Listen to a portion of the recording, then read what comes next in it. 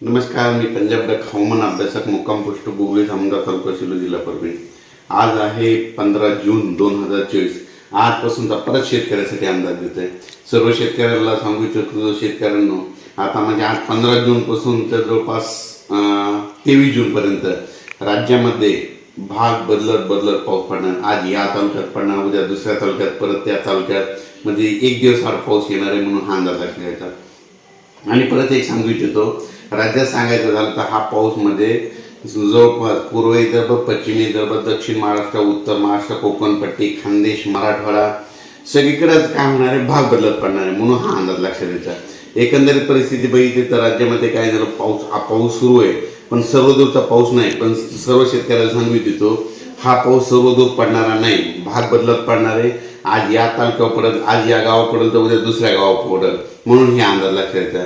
आणि सर्व शेतकऱ्याला सांगू इच्छितो, मग नेमका पाऊस कधी येणार तर तुम्हाला एक सांगू इच्छितो, राज्यामध्ये म्हणजे सांगायचं झालं तर 25 जून पासून म्हणजे 25 ते 30 जूनच्या दरम्यान राज्यात सर्वदूर मोठा मुसळधार पाऊस पडणार आहे म्हणून हे अंदाज लक्षात द्यायचा। पण त्याआधी तुम्हाला एक सांगू इच्छितो, राज्यामध्ये 15 जून पासून ते जवळपास 23-24 जून पर्यंत भाग बदलतच पाऊस पडणार आहे म्हणून हे अंदाज लक्षात द्यायचा। सांगायचं झालं तर म्हणजे नंदुरबार जिल्ह्यात देखील पाऊस म्हणजे भाग बदलत पडणार आहे, जळगाव जिल्ह्यात भाग बदलत पडणार आहे, नाशिक जिल्ह्यात भाग बदलत पडणार आहे, बुलढाणा जिल्ह्यात भाग बदलत पडणार आहे, अकोल्याकडे तसंच पडणार आहे, अमरावतीकडे तसंच पडणार आहे, वाशिमकडे पडणार आहे, हिंगोलीकडे, नांदेडकडे, त्याच्यानंतर यवतमाळकडे देखील भाग बदलत पडणार आहे।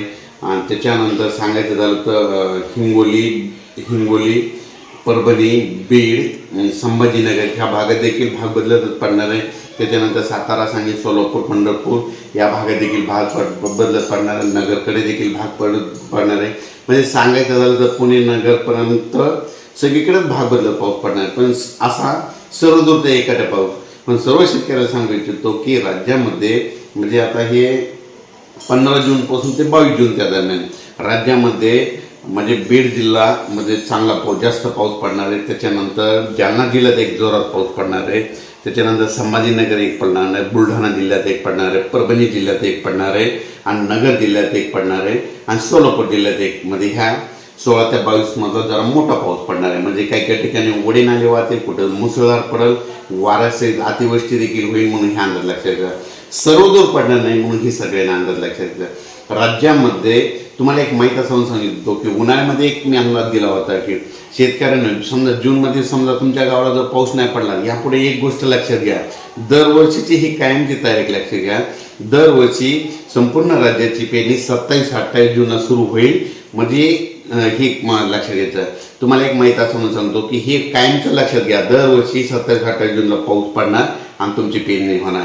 त्याच्यानंतर जुलैमध्ये देखील एक तारीख लक्षात घ्या, जुलैमध्ये 10 जुलै ते 15 जुलै, 10, 11, 12, 13, 14, 15 ह्या 5 दिवसामध्ये दरवर्षी महाराष्ट्रामध्ये पाऊस पडतो म्हणून हे 5 दिवस लक्षात घ्या। त्याच्यानंतर काय करा, 16 सप्टेंबर ते 21 सप्टेंबर, 16, 17, 18, 19, 20, 21 सप्टेंबरला दरवर्षी महाराष्ट्रात पाऊस पडतो म्हणून ही एक तारीख कायमची दरवर्षीची लक्षात घ्या, यापुढे पाऊस कोणालाच विचारू नका।